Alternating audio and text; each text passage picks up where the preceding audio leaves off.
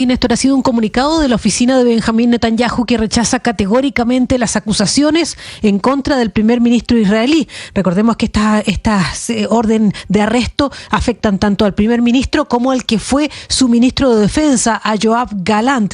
En algunos párrafos, por ejemplo, de esta declaración que saca la oficina de Benjamín Netanyahu, dice que no hay guerra más justificada que la que Israel libra en Gaza desde el 7 de octubre de 2023, después de que la organización terrorista Hamas lanzara un ataque mortal contra ella, cometiendo la mayor masacre contra el pueblo judío desde el Holocausto. Ese es uno de los párrafos, pero en otro de los párrafos desacredita completamente tanto a la Corte Penal Internacional como al fiscal jefe. Dice ese párrafo: la decisión fue tomada por un fiscal jefe corrupto que intentó salvarse de graves acusaciones de acoso sexual y por jueces parciales impulsados por el odio antisemita hacia Israel. Es lo que dice esa declaración de la oficina del primer ministro Benjamín Netanyahu. Hay que decir que el panel de 3 jueces emitió esa decisión que fue unánime de emitir las órdenes, y en parte de su declaración, en parte de esa sentencia de los jueces, dice que la Cámara consideró que hay motivos razonables para creer que ambos individuos,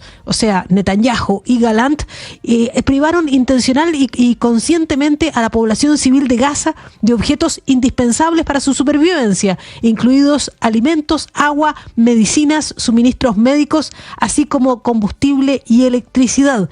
Tenemos que recordar, Néstor, que apenas algunos días después de ese ataque de octubre de 2023, que le costó la vida a 1.140 personas en Israel y que significó el secuestro de otras 250 personas, el que era entonces ministro de Defensa, Yoav Gallant, dijo públicamente que había ordenado un asedio total de la Franja de Gaza, que no habría electricidad, ni comida, ni agua, ni combustible, que todo estará cerrado, y agregaba: estamos luchando contra animales humanos y estamos actuando en consecuencia. Eran las palabras textuales de Yoav Gallant en ese momento, un momento en que la guerra comenzaba, y ahora sumamos cerca de 44.000 personas muertas allí en Gaza después de 13 meses de guerra. La noticia de hoy es que la Corte Penal Internacional ha emitido órdenes de arresto en contra del primer ministro de Israel, Benjamín Netanyahu, y contra el que fue durante casi un año de guerra su ministro de Defensa,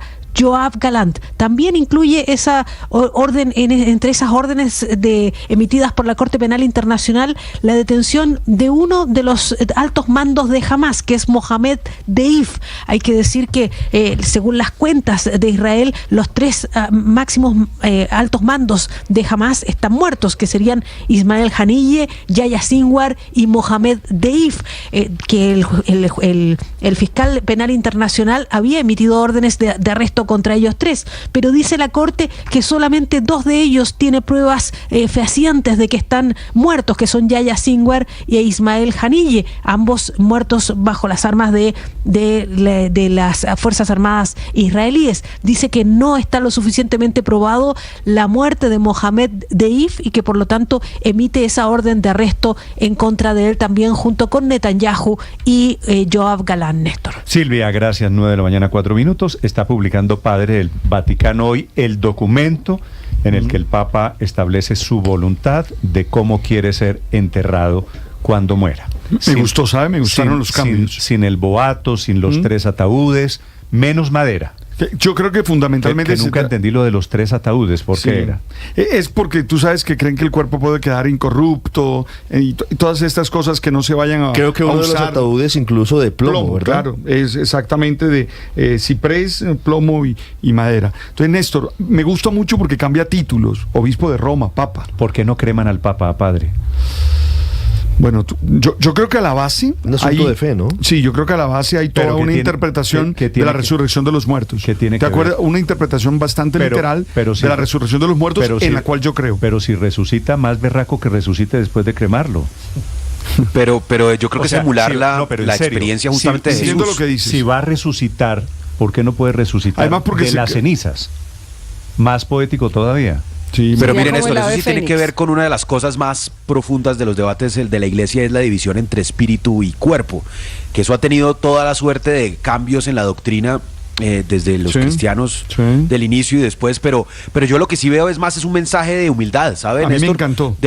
del Papa diciendo, pues yo no claro. quiero un gran mausoleo de mármol como muchos papas que uno visita en San Pedro, por ejemplo. En San Pedro, sino quiero es un entierro No, como cualquier así- cristiano. Así como comenzó el Papa con un mensaje De humildad. simbólico alrededor de la humildad. Usted se acuerda, los zapatos Sí, y los zapato mocasines y roto. tal. Así va a morir. Y me Ya gusta la prepara- idea. ¿Usted quiere que lo cremen o quiere ser sepultado? No sé, ¿sabe? ¿No sé, lo ha porque pensado? Es que soy claustrofóbico. Ah, bueno. Yo sí quiero que me Y cremen. entonces- ¿Usted quiere que lo entierren? No, que me cremen. Que lo cremen. Pero después de la donación de órganos, ¿no? Creo que es muy importante.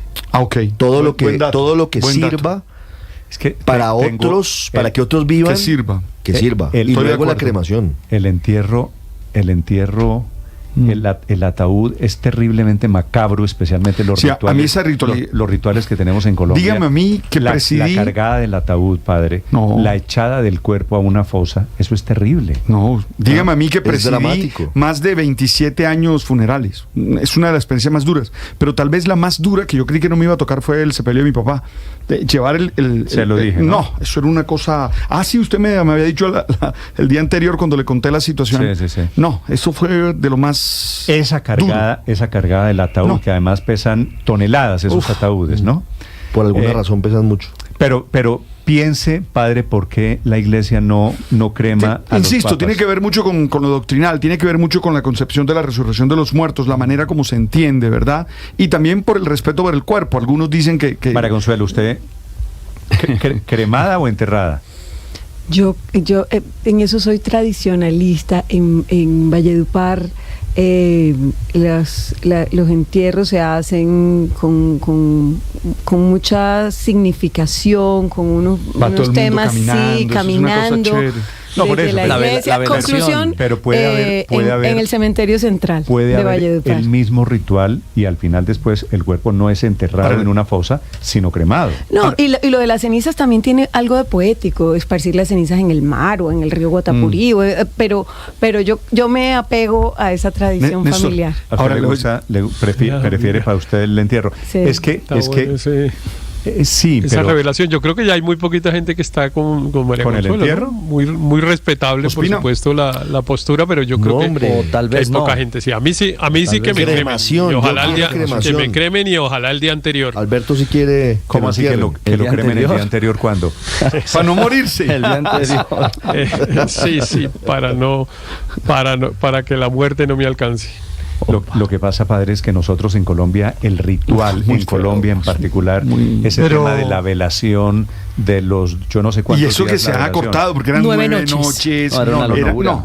Dos- la mesa, 2 días. ¿Todavía se hace el novenario? Sí. Dos Sí, días, Claro, sí. claro. Y en los pueblos más. 2 días en una funeraria. Pero cuando alguien comienza a pensar cómo lo van a enterrar, pues es una señal de que se está sintiendo más del otro lado que de este, ¿no?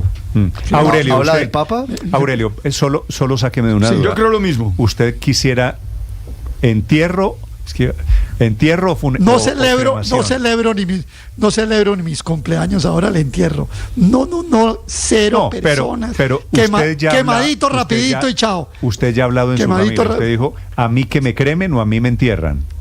A mí que me quemen y el que quiera guardar las cenizas, que las guarde y si no, pues para el relleno de Doña Juana.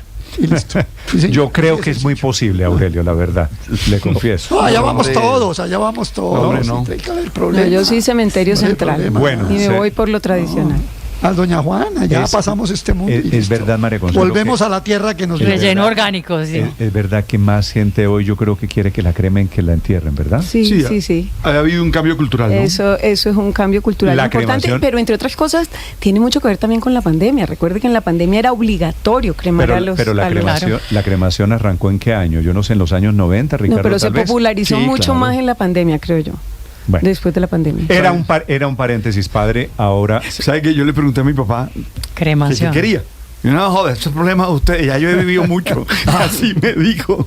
Y bueno, y al final lo cremamos. es buena esa respuesta. Sí, me dijo. Un poco Caribe, ¿no? Sí, no, Porque joder. uno aquí en Bogotá organiza el ritual y uno da la instrucción. Néstor, Yo es quiero tanto tal lo de la cosa. cremación. Y es más Néstor, baratongo cremar. Que suele haber congestión, ¿no? En Bogotá es difícil conseguir un cupo para No cremar sabía. un Están muerto, a punto de Creo que empezar. toca en Girardot, ¿no? Normalmente Llevan creo los que los cuerpos hornos hasta- están llevan los cuerpos afuera de Bogotá, creo que en Girardot, Sí, como sí. dice, como dice Víctor. Néstor, pero yo creo que hay dos cosas distintas. Una, a uno que lo cremen, digamos, pero yo creo que para los vivos, para los deudos, como los llaman, en lo que llaman el rito de paso, es decir, la ceremonia de la muerte. funeral, Es necesaria. independientemente Sí, de que sea claro. con las cenizas o con el cadáver presente Es o tal, cierre de es ciclo. muy importante. Claro. Esa es una Importante. ceremonia Para algunos, para sanadora, algunos. muy No, para importante. todos, hay que No, cerrar, yo creo hay que cerrar. No, cuando uno se necesita. recibe real. Sí. Yo despreciaba mucho eso hasta el día que se murió mi padre. Cuando yo recibí las manifestaciones de cariño que recibí en ese funeral, las he agradecido desde entonces mucho, porque yo tenía mucho dolor y realmente me sentía acompañado, querido, sentí que a mi padre lo querían y eso me ayudó Sí, sí, un sí. montón. Fíjese Pero- que a mí me pero, pasó Héctor, ese es- precisamente lo contrario, Héctor, y es que mi padre murió al inicio de la pandemia. Entonces, el entierro, ni siquiera mis hermanos pudieron viajar. No tuvimos una ceremonia. Pero fue por la pandemia. Claro, pero él no murió de COVID, no murió con COVID, pero fue al inicio de la pandemia. Entonces, todas las medidas eran supremamente Extremas. estrictas. Y la sensación que me quedó a mí y que entiendo que algunos de mis hermanos también es que no lo despedimos, que se fue como por No, la es que puerta de como si atrás. se hubieran esos ritos de cierre desaparecido. son fundamentales, no se pueden... Esa ceremonia de... Claro. Pero es muy basta con importante. echar las cenizas, digamos, si uno No, quiere al mar no. y ya, digamos, en No, mayor. no, basta Claro, pero no, hacer un una, rito una como ceremonia, familia, es como que amigos. no tiene que ser una misa ni nada, lo que usted quiera, el rito que quiera, pero sí una Bueno, ceremonia de Héctor, paso me parece que es muy importante. cierro el paréntesis porque cada uno además tiene una experiencia diferente. Sí, claro. padre. Pero el rito del mar es un rito solemne, es un rito que suena bonito, Néstor, pero es un rito que en el mundo se ha discutido mucho por cuenta de la contaminación, porque cuando bueno. el cuerpo es sometido a 1800 grados de temperatura, genera unos minerales que ya se ha comprobado que no son buenos, por ejemplo, No para la vamos a vida poder hacer- marina. No vamos a poder hacer nada. Entonces, le metió ambientalismo. y No, sostenibilidad. mejor en un Cambio arbolito, climático. no en el mar, no en los ríos. 9 de la mañana, 12 minutos. Pero el Cierro. ataúd abierto no, hay 2 noches, la gente mirando el muerto, no. eso, No, ciérrenlo necesariamente. Y la foto, Víctor, no. yo estoy de acuerdo con usted. A mí el rito... Esa ventanita no hay que abrirla, el eso hay que rito, dejar el el, rumor. el rito de Una la fotico muerte. bonita de recuerdo y listo. Pero cada quien elige cómo vivir. Sí, ¿no? sí, por eso decía Ricardo, ahí Sí. Héctor tiene razón, a él le pareció sanador el homenaje que le hicieron a mi padre. Cuando mi padre murió, a mí me pareció macabro tener que cargar el ataúd, tener que poner cara de drama a una situación, todo el mundo lo mira a uno con cara de... sí, de pobrecito, pobre. y uno va cargando el De ataúd. condescendencia.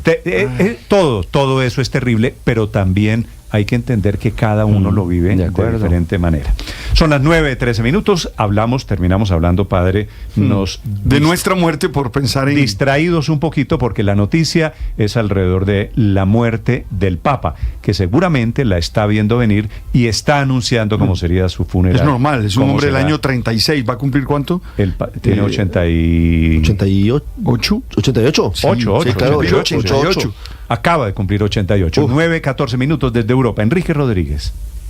En efecto, es el Santo Padre seguramente el hombre cuyo funeral va a ser el más televisado y seguido del mundo entero. Por eso, en las últimas horas ha publicado, modificado, podríamos decir, lo que se conoce como Ordo Exequarium Romani Pontificis, que es en la práctica el texto que regula cómo deben ser los funerales del Santo Pontífice. Y ha decidido, como ustedes bien comentaban, algunas cosas que lo que hacen es hacer más sencillo todo ese ceremonial. Por ejemplo, será un simple ataúd de madera, el que será suficiente para reposar con el cuerpo del Santo Padre cuando llegue el momento, dice el texto, de estar con Dios. Ese nuevo rito formal hace que también, por ejemplo, Francisco renuncie a una práctica centenaria, la que ustedes estaban comentando, la de enterrar al difunto sobre 3 ataúdes entrelazados, hechos de ciprés, plomo y roble. Francisco será enterrado, como decíamos, un único ataúd de madera revestido de zinc. El Papa tampoco será exhibido sobre una plataforma elevada, que se conoce como catafalco, en la Basílica de San Pedro, para que lo vean los visitantes de Roma. Se va a permitir también cambios en lo que se refiere a la denominación. El rito además deberá subrayar que el funeral del romano pontífice es el de un pastor y un discípulo de Cristo, y no el de un poderoso hombre de este mundo. Siguiendo el modelo de los funerales de los obispos, durante la ceremonia se usarán títulos más sencillos como Papa, Obispo de Roma y Pastor, obviando, por ejemplo, el de romano pontífice. Se mantiene la que se llaman 3 estaciones, aunque 3 estaciones tras la muerte del pontífice, aunque en la primera de ellas, la que se realizará en su capilla privada, ahí se deberá certificar la muerte del Papa. Francisco va a cumplir 88 años el próximo 17 de diciembre y ha sufrido ataques ocasionales de mala salud en las últimas fechas, aunque bien es cierto que parece estar más recuperado en sus últimas apariciones, aunque ya últimamente siempre lo hace en silla de rueda, debido a los fuertes dolores de rodilla y espaldas que sufre. Otra novedad es que el Papa quiere ser enterrado en la Basílica de Santa María de Mayor de Roma, dedicada a la Virgen María, la Madre de Dios, pero no lo hará dentro del Vaticano. Será el primer papa que renuncie a esa circunstancia, ser enterrado donde están el resto de los pontífices desde hace algo más de un siglo, en la Basílica de San Pedro, Néstor.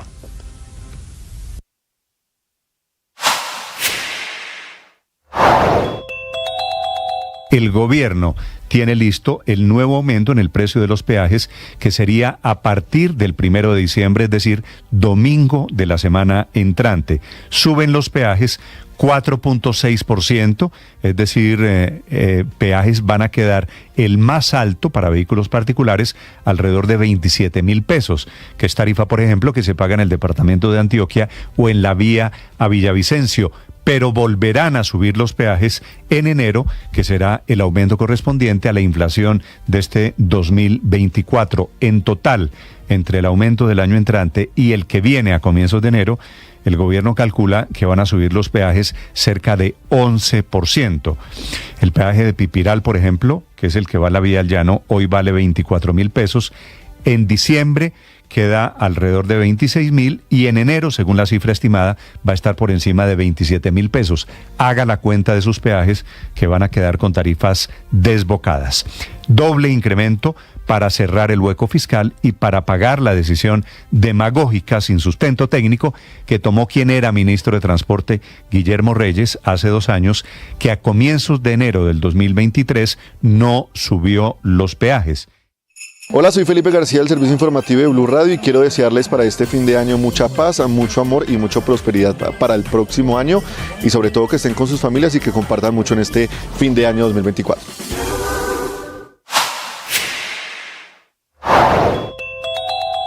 La fractura de la disidencia, conocida como la Segunda Marquetalia, es un hecho. Ahora son los denominados Comandos de Frontera y la Coordinadora Guerrillera del Pacífico los que están oficializando ese divorcio y anunciándole al gobierno que quieren seguir en la mesa de diálogos de paz, pero que no van a usar el nombre de esa franquicia como se los prohibió Iván Márquez. Los que se quedan en la paz total son 2 de las estructuras más poderosas que tienen injerencia en los departamentos de Nariño, Cauca, Putumayo y Caquetá, y que quedan con la representación de Walter Mendoza, que fungía como el jefe de la delegación de paz de esa guerrilla. La separación implica que Iván Márquez, del que no se sabe si está vivo o muerto, queda por fuera del proceso, que el gobierno va a seguir con él o sin él, que se convirtió nuevamente en la piedra en el zapato para la paz en Colombia. Alrededor de la atomización, el gobierno también va a tener que evaluar qué va a pasar con los frentes que tienen o que van a delinquir en la serranía del Perijá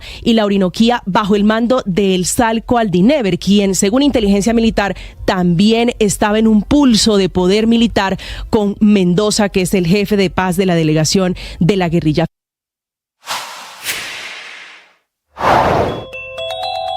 Anoche fue lanzada una granada en un local comercial al lado de la sede del IMPEC, en la calle 26, en Bogotá. Es la entrada al centro de Bogotá. La explosión quebró vidrios de la cafetería, de oficinas del IMPEC, y afectó un bus del Sistema Integrado de Transporte que pasaba por el lugar. Por fortuna no hay heridos. No se sabe hasta ahora si el atentado era contra el IMPEC o era un tema contra la cafetería. Aparentemente también hay una teoría de una extorsión.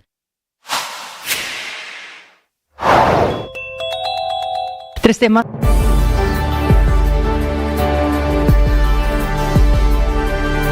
Estás escuchando Blue Radio y bluradio.com.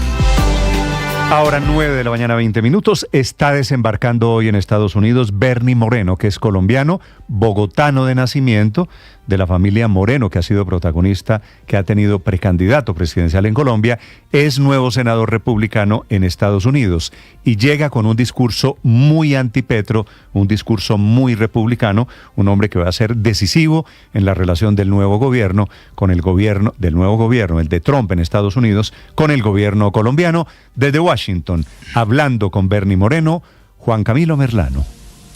Néstor, los oyentes van a escuchar al senador bogotano Bernardo Moreno cambiando idioma entre español e inglés. Fue un diálogo en Spanglish, como él mismo pidió que fuera o como lo describió. Moreno, nacido en Bogotá, llegó a Estados Unidos con tan solo 5 años y es el protagonista de la gran mayoría de titulares en Estados Unidos, por convertirse no solo en el primer senador sudamericano en la historia de los Estados Unidos y colombiano específicamente, sino porque logró ganarle al senador en ejercicio Sherrod Brown del Partido Demócrata, quien estaba prácticamente atornillado a esa curul en representación del estado de Ohio desde el año 2007. Moreno era hasta hace unos años un empresario en Ohio y decidió lanzarse a la política de la mano del hoy presidente electo Donald Trump, al que le agradeció su apoyo y dice que fue fundamental para ser elegido como senador. Por supuesto que la principal duda que surge con la llegada al Senado de Moreno es cómo va a ser la relación con Colombia o sus posturas frente a Colombia, teniendo en cuenta las críticas que el presidente Petro ha recibido antes de Donald Trump y de Marco Rubio, quien se convertiría en el próximo secretario de Estado. Moreno responde con tono diplomático, pero sí eleva una duda frente a algunos puntos. Particularmente, dice, en Colombia tiene que haber elecciones presidenciales en el año 2026 y Estados Unidos estará mirando de cerca que sean justas y libres. ¿Cómo ve usted ese futuro de la relación bilateral? ¿Cree que el presidente Petro tiene que cambiar posturas por el bien de la relación? Mire, si el presidente quiere tener una relación positiva, la relación va a ser positiva. Si quiere tener, tiene que acabar con la corrupción en Colombia, tiene que tener una elección en 1 año y medio que es free and fair, tener una elección que no tenga cualquier problema, eso es importantísimo. Los Estados Unidos va a mirar bien clave que la elección existe, que la gente puede votar como toca y la gente va a selectar otro presidente en 1 año y medio. Entonces es importantísimo, eso es número 1. La corrupción, también mire, toca Colombia pelear contra el narcotráfico. Eso no es solamente un problema para los Estados Unidos. Obviamente aquí se están muriendo más de 100,000 personas al año de drogas. Pero sobre este punto, en la lucha contra el narcotráfico, Moreno también habló detalladamente, destacando, por ejemplo, las cifras históricas de cultivos y de producción de cocaína. Dice que el gobierno Petro tiene que hacer más, tiene que adelantar una lucha frontal en contra del narcotráfico. Colombia tiene que pelear grande contra los narcotraficantes y, como usted sabe, la producción de cocaína es más que cualquier otro en el tiempo y eso es bien very problematic for Colombia. Entonces, si Petro o cualquier presidente que viene después de él quiere que los Estados Unidos sea un buen partner para Colombia, para acabar con todo eso y salir adelante, lo que es la promesa, la gran promesa de Colombia. Colombia es un país que tiene bastante capacidad. Pero hay un tema en el que el senador no es diplomático, o al menos deja el tono diplomático a un lado. Israel, ahí deja clarísimo que las posiciones del presidente Gustavo Petro van a ser un problema en la relación bilateral, no solamente sus críticas constantes a Benjamín Netanyahu, sino también a la respuesta de Israel en contra de Hamas. Escuchemos. Okay, Israel, the position from the president Gustavo Petro, he said there is a genocide, what's going on in Gaza, un genocidio. Dice que Benjamín Netanyahu es un genocida. ¿Esto va a ser un problema en la relación bilateral? Sí. ¿Y usted cree que el presidente Gustavo Petro? Eso es porque, mire, eso es el left-wing, crazy ideology, this idea that Israel is the problem. Look, Israel wants peace. Hamas attacked Israel, killed more Jews than at any time other than the Holocaust. Israel is the one that's been seeking peace. Israel is the one that wants to live in peace.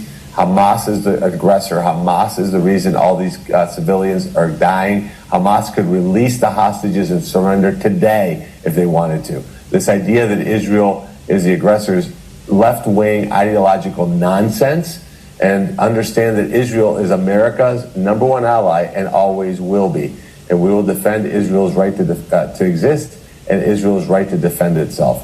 And Petro should focus on making Colombia strong and stop trying to worry about what's going on in other corners of the world. There's lots of problems going on in Colombia. Look, the reality is a record number of Colombians are fleeing Colombia. Aquí escuchamos el tono del senador electo Moreno mucho más duro frente al gobierno del presidente Petro. Dice, esa es, frente a la pregunta de qué considera frente a la postura del presidente Petro, que dice que Israel está cometiendo un genocidio, él dice que eso va a ser un problema para la relación bilateral, que sí, que esa es la ideología loca del ala de izquierda, que ese es el problema, que Israel quiere la paz, que jamás atacó a Israel, mató más judíos desde el Holocausto, que Israel es la que ha buscado la paz y quiere vivir en paz. Jamás es el agresor, jamás puede liberar a los rehenes y se puede rendir. Esa idea de que Israel es el agresor es una ideología de izquierda sin sentido, y hay que entender que Israel es el aliado número 1 de Estados Unidos, que así va a continuar siendo y que vamos a defenderlos. Y Petro, dice el senador, debería enfocarse en hacer a Colombia más fuerte y dejar de preocuparse por lo que pasa en otros rincones del mundo, al otro lado del mundo. Y ahí destaca, por ejemplo, el senador Moreno, que miles de colombianos están yendo de nuestro país, que están llegando aquí a los Estados Unidos, y que eso es algo, dice, en lo que debería reflexionar el gobierno colombiano. Por supuesto, dijo que ya ha sostenido reuniones con funcionarios del gobierno Petro. Bueno, por un lado dijo que había hablado con el cónsul de Colombia en su área en Ohio, pero también dijo que había hablado con el embajador. Dijo que va a estar las 2 próximas semanas, o más bien las 2 primeras semanas del mes de diciembre aquí en Washington, que sabe bien dónde queda la embajada y que espera seguir dialogando con los funcionarios del gobierno, que su objetivo es que la relación sea positiva. Y por supuesto también habló sobre sus raíces colombianas y sobre lo que recuerda del país y sobre su conexión con Colombia. Sí, claro, tengo bastantes primos. Mi hermano Roberto vive en Colombia. Cuando estábamos llegando a los Estados Unidos, volvemos a Colombia bastante. Vuelvo en febrero para un matrimonio de mi sobrino en Colombia. Entonces, mire, Colombia siempre va a ser el país donde nací. Y no solamente el primer colombiano, el primer sudamericano nació que está en el Senado de los Estados Unidos. Mire, eso es lo que es el ejemplo, que los colombianos pueden hacer cualquier cosa que piensen que podemos hacer. Los colombianos, como decía mi papá, somos berracos. Entonces, si algo piensa que uno puede hacer, haga lo mejor que pueda, pero hágalo bien y trabaja duro, y no tengas fear de cualquier cosa, y podemos hacer lo que quieras. Y esa es la razón que... Bueno, ahí está el estilo colombiano en el discurso del senador Moreno, berraco, la berraquera colombiana que lo terminó llevando al Senado de los Estados Unidos, Néstor. Estás escuchando Blue Radio. 1 millón. 1 millón. 1 millón de noticias, sueños, emociones. 1 millón de seguidores. 1 millón de seguidores. 1 millón. Decirlo suena fácil. Lograrlo es de trabajo. Mucho trabajo. Ya somos más de 1 millón de suscriptores en nuestro canal de YouTube.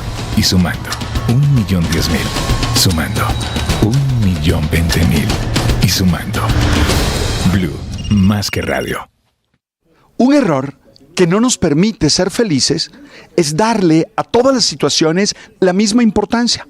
Creer que todas tienen el mismo impacto en nuestra vida.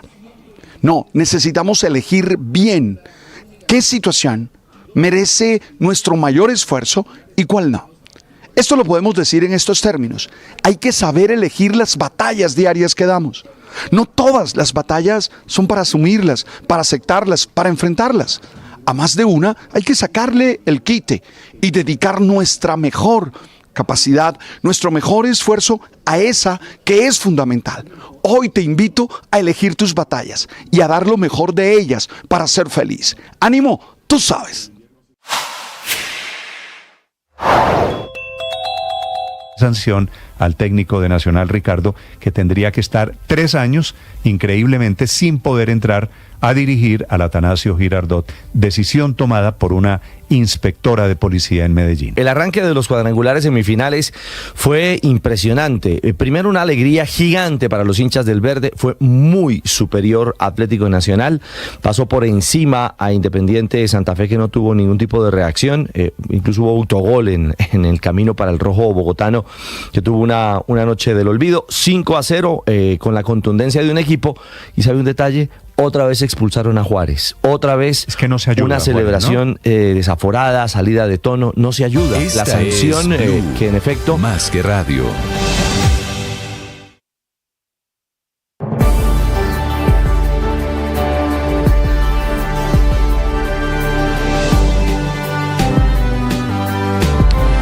Nueve de la mañana, 30 minutos. Se abren más posibilidades de diversificación para quienes les gusta invertir en los mercados y además ven una gran oportunidad potencial en los negocios relacionados con la transición energética mundial. En la Bolsa de Valores de Colombia fueron lanzados 3 ETFs o fondos que siguen el rendimiento del uranio, litio y el cobre. Cuando usted invierte en uno de estos fondos, como mucha gente hace en el mundo, está accediendo a empresas y negocios con una amplia gama de capitalizaciones de mercado dedicadas a actividades mineras vinculadas al cobre, así como aquellas compañías cuya actividad principal es la producción y desarrollo de uranio y también de baterías de litio. Estos 3 fondos ya están disponibles y podrán ser adquiridos a través de corredores de bolsa y plataformas de trading en línea en Colombia. Si a usted le interesa, consulte con su respectiva firma de bolsa. Más opciones para inversionistas que todo el tiempo pues pueden elegir entre las empresas de aquí, empresas extranjeras, fondos de deuda y demás, y ahora con estos 3 nuevos fondos de insumos relacionados con la transición energética. Detrás de todo esto está la firma Global X. No olvide, esta no es una recomendación de inversión, allá cada quien con su plata, hay que cuidarla y evaluar siempre los riesgos asociados a cualquier inversión. Aquí simplemente estamos destacando estas nuevas alternativas que se introducen a partir de este momento en el mercado colombiano.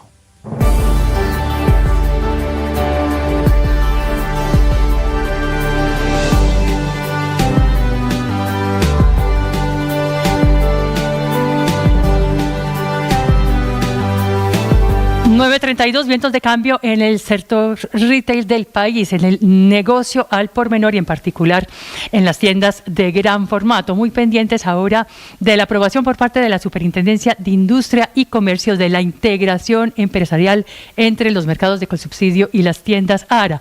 Actualmente con 1.377 puntos de venta, pero que sumados a los 104 supermercados que tiene en el país, la caja de compensación con subsidio arrojaría un total de 1.500 locales, todavía 1.000 tiendas por debajo de lo que tiene actualmente de uno la gran líder todavía en ese sector, y seguido después por ARA, por Alcosto, por Olímpica, y claro, en el número 1 siempre está, y en el top 5 liderando las ventas, el Grupo Éxito, que sigue teniendo ingresos operativos por 21 billones de pesos anualmente. Estás escuchando Blue Radio.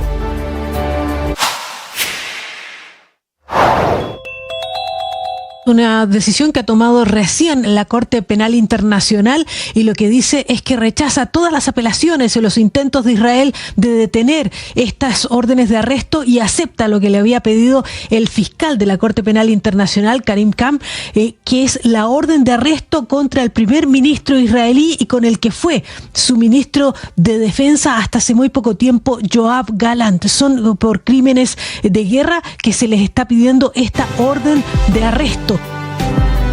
En noviembre se han caído 143 árboles en Bogotá, incluyendo los 3 de esta mañana, los de ayer que fueron aquí cerquita, y hay en riesgo en Bogotá hoy más de 6.400 árboles. Claro, con el invierno comienzan a ablandarse los suelos y se hace más probable la posibilidad de que caigan, que es lo que ha venido sucediendo en este invierno. Adriana Soto es la secretaria de Medio Ambiente en Bogotá. Doctora Soto, buenos días.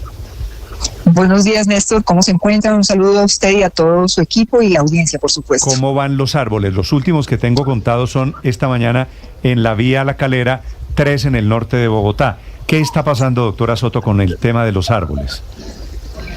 Los árboles, bueno, lo primero es que hay que resaltar que Bogotá tiene cerca de 2.200.000 árboles y de esos 2.200.000 árboles hay cerca de 1.400.000 que están en espacio público. Y como todo ser vivo, pues los árboles tienen un ciclo de vida.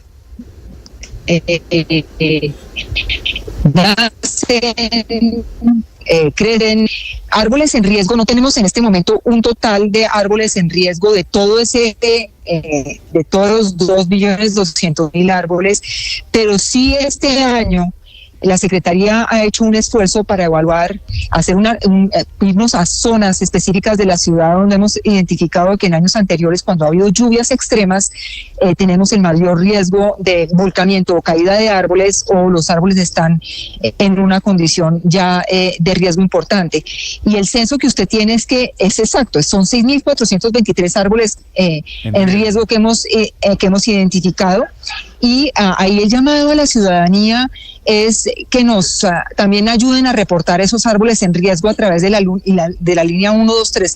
La línea 123 es el punto de entrada para que el distrito pueda actuar rápidamente y evitar daños, tanto para los árboles en riesgo como para los árboles que ya se han caído. Sí.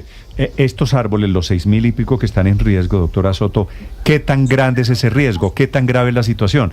Es decir, usted se enteró del árbol que aquí en la Floresta se cayó ayer sobre una casa, el de esta mañana en la vía La Calera que casi le pega al carro. ¿Esos son árboles en inminente riesgo de caerse? Son árboles que deben, o sea, no conozco las características de cada uno de esos árboles que usted me menciona, pero sí hay manera de identificar si están en riesgo o no. Si el tronco está podrido, si las ramas están secas, si el árbol está inclinado, si las raíces, también observar las raíces, si están, digamos, en estado de pudrición, si hay hongos, en fin, hay una serie de características que pueden identificar que esto es un árbol en riesgo, y si hay alguna de estas que observa la ciudadanía o que puede observar la ciudadanía, llamar inmediatamente a la línea 123 de nuevo, y la Secretaría va y evalúa si este es un árbol en riesgo de caída, y si es un árbol en riesgo de caída, pues ordena su tala, o si hay ramas que se pueden caer, ordena también la poda, o puede ordenar también la poda de estas ramas para evitar el riesgo.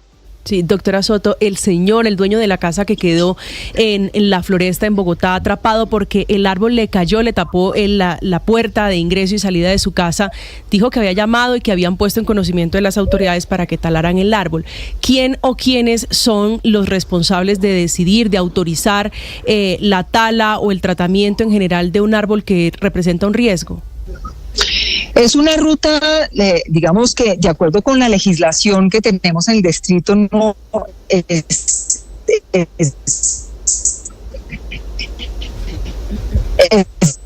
doctora Soto. La respuesta es depende. Si el árbol... ¿Aló? Sí, ¿me escucha? la estoy oyendo, ahí mejoró la señal, sí señora. Discúlpeme, si estoy en un lugar donde la señal es intermitente. Si el árbol, por ejemplo, está en espacio público y está afectando la red eléctrica, quien autoriza la poda siempre y la tala de árboles en riesgo es la Secretaría de Ambiente, pero quien realiza la tala en caso, por ejemplo, del alumbrado, debe ser en él. Si el árbol está ubicado en áreas de infraestructura en el sistema o esté en canales, la poda la debe ser el acueducto, o la tala la debe ser el acueducto. Si está en una vía arterial, en la malla vial, debe ser la unidad de malla vial. Entonces hay varios intervinientes, en todo caso pues la Secretaría de Ambiente que hace la visita y poda, y segundo, qué entidad del distrito la debe hacer. Vale. Doctora Soto, debo lamentar que la señal se está interrumpiendo, se me está perdiendo su sonido. Gracias por acompañarnos esta mañana, si me alcanza a escuchar. Sí, lo escucho, Néstor. Gracias, lo lamento, se me perdió la señal. 9:39 minutos en Mañanas Blue. Estás escuchando Blue Radio.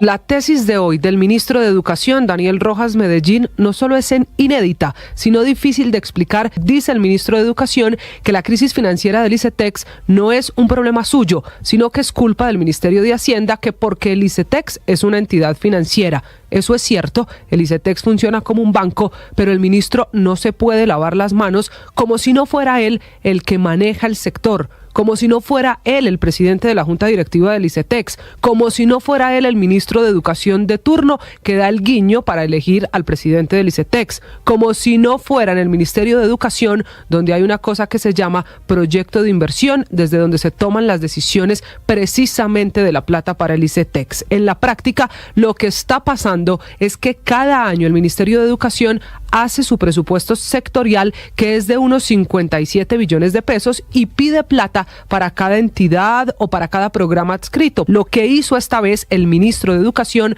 fue coger del 1.5 billones de pesos que cada año en promedio administra el ICETEX y decir que para 2025 solo serán 400.000 millones de pesos, porque el resto de la plata será para gratuidad y que se le va a girar directamente a las universidades públicas del país sin pasar por el ICETEX. Hola, ¿cómo están? Soy Juan Pablo Tibaquirá, director de Visual Radio aquí en Blue Radio. Y desde aquí le queremos desear a todos una feliz Navidad. Para muchos son regalos, para otros fiestas. Bueno, eso está bien.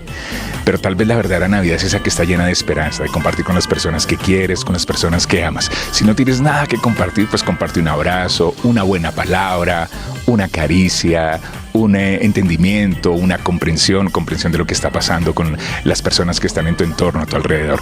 Desde aquí, desde Blue Radio, feliz Navidad para todos y espero que sigan con nosotros en este nuevo año que ya viene.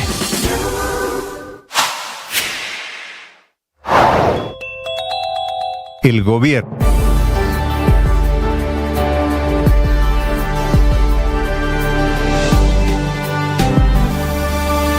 Nueve de la mañana, 42 minutos. A esta hora la información deportiva en Mañanas Blue. Todos se mueven en el área, se levanta la pelota bien abierto.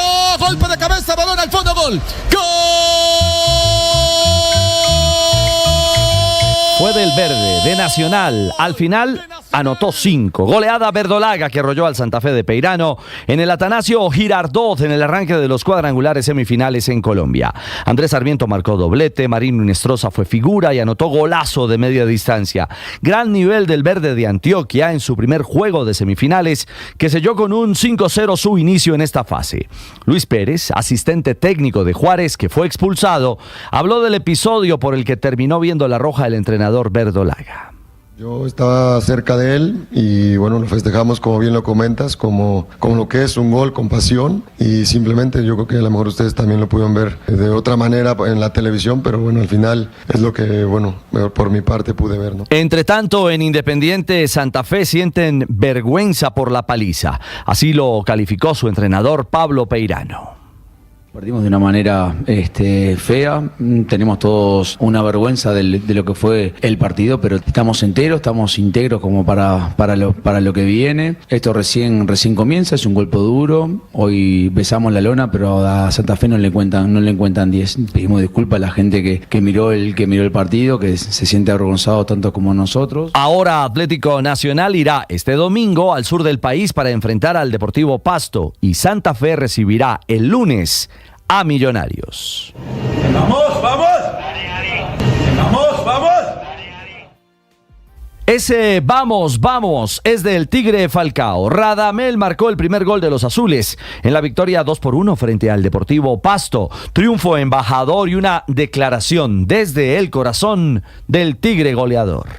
Yo me siento como un juvenil cuando va a debutar. Es la primera vez para mí en todo. Entonces estoy muy emocionado. Esto nunca lo había vivido y realmente es algo nuevo para mí. O sea, yo lo vivo como un juvenil. Obviamente tengo pues ya la experiencia de muchas otras cosas, pero para mí es muy emocionante vivir los partidos en el Campín con la hinchada, hacer el gol hoy después de tanto tiempo que lo busqué, jugar cuadrangulares. Entonces, el Tigre y su momento mágico con Millonarios. Para el técnico Gustavo Florentín del Deportivo Pasto, al conjunto nariñense le pasó lo mismo que a Colombia ante Ecuador.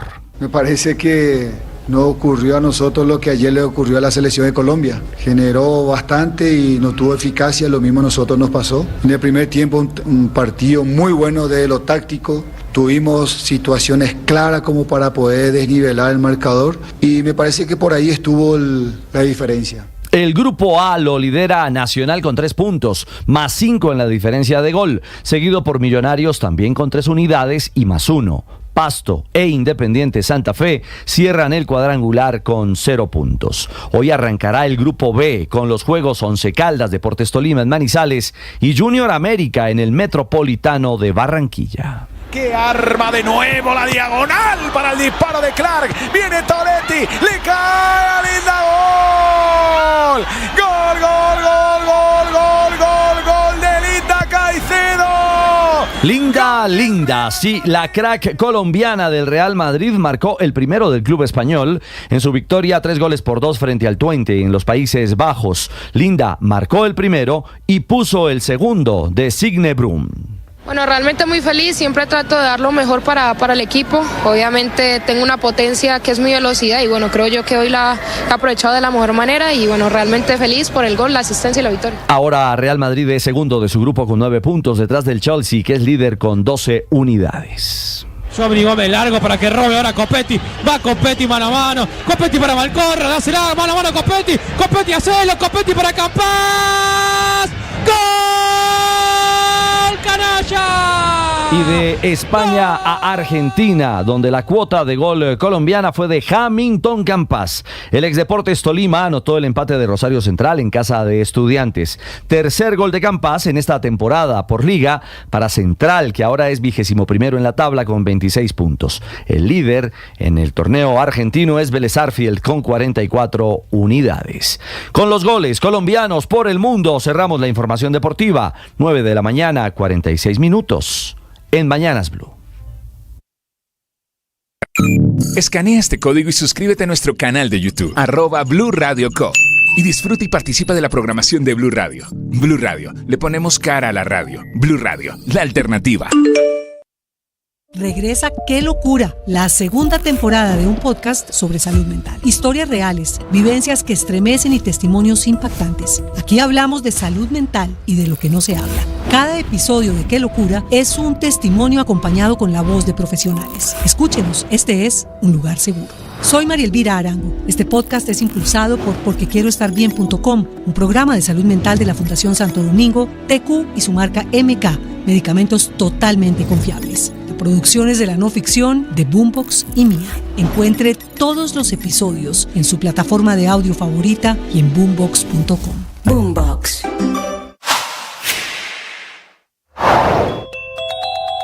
La fractura de la disidencia, conocida como la Segunda Marquetalia, es un hecho. Ahora son los denominados Comandos de Frontera y la Coordinadora Guerrillera del Pacífico los que están oficializando ese divorcio y anunciándole al gobierno que quieren seguir en la mesa de diálogos de paz, pero que no van a usar el nombre de esa franquicia como se los prohibió Iván Márquez. Los que se quedan en la paz total son dos de las estructuras más poderosas que tienen injerencia en los departamentos de Nariño, Cauca, Putumayo y Caquetá, y que quedan con la representación de Walter Mendoza, que fungía como el jefe de la delegación de paz de esa guerrilla. La separación implica que Iván Márquez, del que no se sabe si está vivo o muerto, queda por fuera del proceso, que el gobierno va a seguir con él o sin él, que se convirtió nuevamente en la piedra en el zapato para la paz en Colombia. Alrededor de la atomización, el gobierno también va a tener que evaluar qué va a pasar con los frentes que tienen o que van a delinquir en la serranía del Perijá y la Orinoquía bajo el mando del Salco Aldinever, quien, según inteligencia militar, también estaba en un pulso de poder militar con Mendoza, que es el jefe de paz de la delegación de la guerrilla.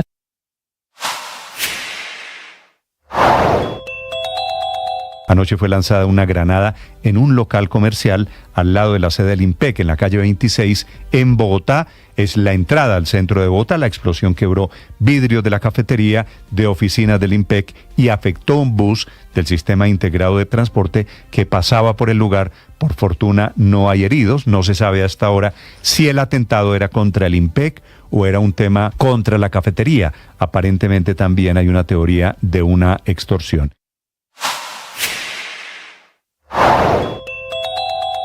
Tres temas que se tocan, dada la mala situación económica del gobierno de Gustavo Petro y el creciente descuadre en las cuentas oficiales del Estado colombiano. La primera pata en pésimo estado, la de la reforma a la salud, que ayer aprobó la Comisión Séptima de la Cámara en primer debate y que ahora pasa a plenaria de la Cámara, donde el gobierno ha demostrado tener mayorías para pasar sus reformas. Reforma con enorme impacto fiscal, 141 billones de pesos de déficit en 10 años, según cálculos de la ANDE, unas 7 veces más que lo estimado por el ministro de Hacienda, Ricardo Bonilla, que calcula el impacto en apenas 21 billones de pesos, y reforma que, según el presidente de la ANDE, Bruce McMaster, va a generar, y aquí quiero abrir comillas, una inmensa crisis en todas las entidades que hacen parte del sistema de salud, cierro comillas.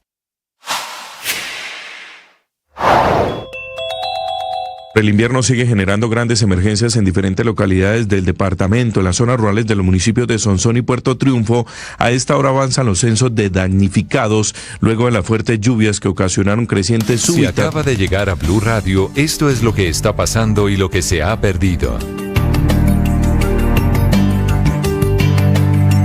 9:50 a.m. Atención, 3 soldados del ejército colombiano fueron asesinados esta mañana en un ataque que ocurrió en Anorí, en el departamento de Antioquia, ataque producto del cual también hay 7 personas heridas, entre civiles y militares. Felipe García.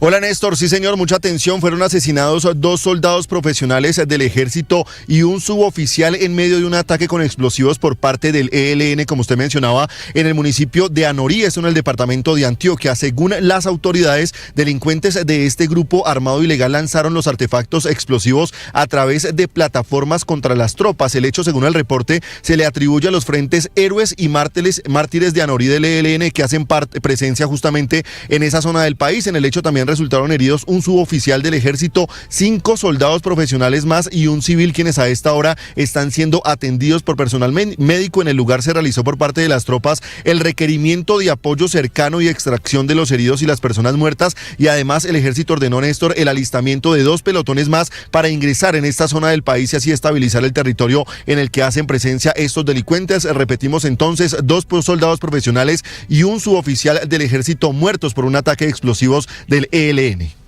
Felipe, terrible esta zona, Ricardo, es Anorí, territorio histórico dominado por el ELN en Antioquia. Sí, señor, ha sido uno de los principales bastiones del ELN a lo largo de estos más de 50 años en la ilegalidad.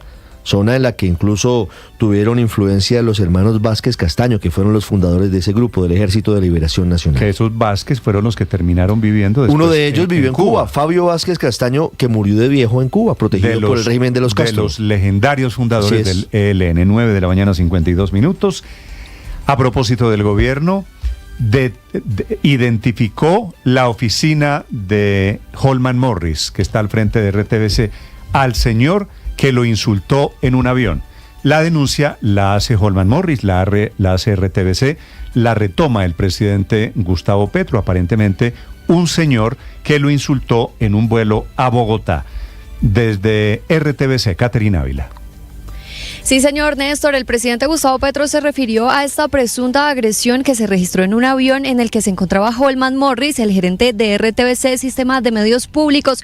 El mandatario replicó a través de sus redes sociales una imagen de un hombre a quien acusó del episodio y escribió en su cuenta de X: este sujeto ha agredido a Holman Morris en un avión comercial, no soporta el pensamiento diferente y acude a la violencia, se llama fascismo. Le pido a la Fiscalía actuar de acuerdo a la ley. Según señala RTBC, Holman Morris estuvo agredido durante un vuelo comercial que lo transportaba ayer en la noche de Cartagena a Bogotá junto a su hijo. Un auxiliar de vuelo tuvo que intervenir frente a esta agresión y el hecho fue denunciado por el presidente Gustavo Petro y otros funcionarios en la red social X, entre ellos María Paula Fonseca, la subgerente de RTBC, que pidió apoyo a la policía de Bogotá. Hasta el momento, según RTBC, se ha identificado al presunto agresor como José Ignacio Sierra, quien además, dice, Holman Morris tenía acento caleño. Tengo una duda, Catherine. ¿Por qué pone Holman Morris a RTBC y a periodistas de RTBC a identificar al señor que lo agredió, que lo atacó verbalmente en el avión? Sí, señor, pues la información de la policía todavía no identifica a esta persona. La identificación que dice tener RTBC, pues surge de RTBC y lo identifican como José Ignacio Sierra. Sin embargo, información oficial todavía no hay. José Ignacio Sierra, de acuerdo, identificado por RTBC, pero Ricardo, pues para eso no está la policía. Ahora, insultar a Holman Morris, ¿cuál es el fascismo de insultar a es decir, ¿quién abrió la puerta de los insultos aquí en Colombia? No, bueno, es que ahí vamos al... No, pero Néstor, no normalicemos que a alguien lo agredan en un espacio público de esa manera. Agreda, pero quiero saber, Luis Ernesto, ¿quién por su manera de pensar, mire, yo tengo unas enormes diferencias con las Holman puertas Morris de las agresiones en Colombia? Usted pues, abre digamos, la puerta usted quiere y decir, comienzan usted lo a que quiere es que pasar digamos por ahí. sí, que el presidente siempre genera confrontación, pero pues también para efectos de lo mismo, la derecha radical también genera confrontación. Lo que sí tenemos que hacer todos es rechazar al unísono el que normalicemos que a cualquier persona la agredan por pensar como piensa. Es como si usted está con su familia, Néstor, y llega alguien en el avión y lo insulta a usted y a sus hijos. Eso ¿te acuerdas al ministro de Hacienda? Voy a hacer una aclaración y espero, Luis Ernesto, que me la entienda. ¿Sabe por qué le digo quién abrió la puerta? Porque yo, mi familia y yo fuimos víctimas de agresiones de estas de los señores petristas, que hicieron mucho más que un insulto, que atacaron a mis hijos. Entonces me sorprende un poquito, miro casi con consideración que hoy estén escandalizados después de que ellos llevan años insultando y se escandalizan, y al presidente Petro le parecen que son fascistas quienes insultan, y me parece mal. Si ese señor que atacó a Holman Morris cometió un delito, que lo pague. Tiene toda la razón el presidente, tiene toda la razón el director de RTBC, Holman Morris, en pedir que actúe la justicia. Pero hay que llorar por los dos ojos, por ¿no? eso, por el otro ojo debería llorar por el expresidente Iván Duque, que lo insultaron delante de sus hijas. Y entonces los señores recuerdo cómo los mismos que hoy fascistas son apelan los de hoy, a que eran es un crimen de odio, eran quienes celebraban el escrache, porque así se llama, que le hacían a Iván Duque siendo presidente. ¿Se acuerda? Pero no justifiquemos una agresión por otra agresión. No se está justificando. Es que creo que no me está escuchando Luis Ernesto. Creo que no me está escuchando. Claro que los petristas han sido muy agresivos, pero entonces no le respondamos con la misma moneda. No, yo estoy trayendo totalmente de acuerdo contigo, Luis. Primero, Luis Ernesto, no me meta en el plural. Yo no he agredido nunca a nadie. Estoy diciendo, y se lo voy a repetir, que me parece que si atacaron a Holman Morris está mal. Espero que usted también considere que esté mal todas. No las de hoy. Creo que esa es la lección. No podemos permitir que este tipo de cosas pasen. A nadie se le puede insultar, menos si está en una familia, menos si está con gente, por temas públicos que pueden ser debatidos en sus lugares. ¿Cuántos proverbios bíblicos le puedo citar alrededor del tema? Sí, muchos. Por sus obras los conoceréis. No hagas a otro. El que a hierro mata, a hierro muere. No hagas a otro lo que no quieres que te hagan 9 a ti. de la mañana, 50. Ahora, una agresión de ahí a la trivialización de decir que esto es fascismo, también hay un trecho inmenso.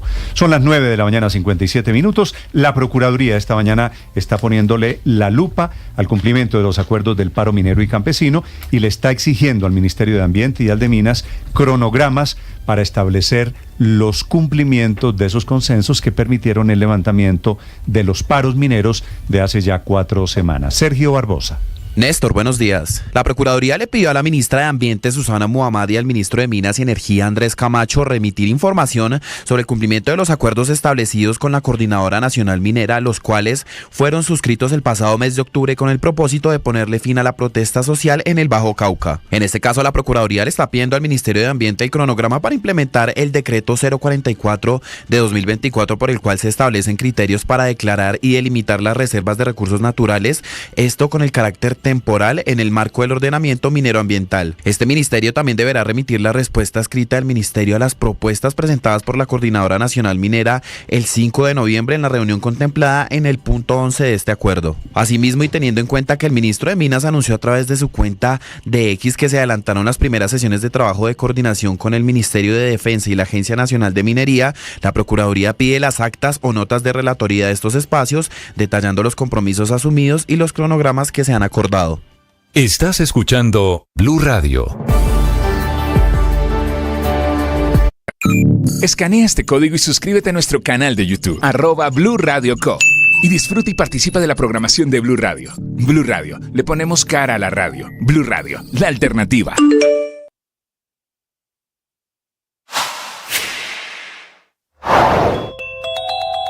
El presidente de Nacional, Sebastián Arango, se refirió a la sanción por 3 años sin poder entrar a estadios del país al técnico Efraín Juárez por sus gestos en medio de la celebración por la clasificación a la final de la Copa Colombia. Lo primero es que aún la sanción no está en firme. Nosotros apelamos en segunda instancia y en este momento estamos esperando la respuesta de la Secretaría de Seguridad, donde esperamos que se revierta esta nefasta decisión.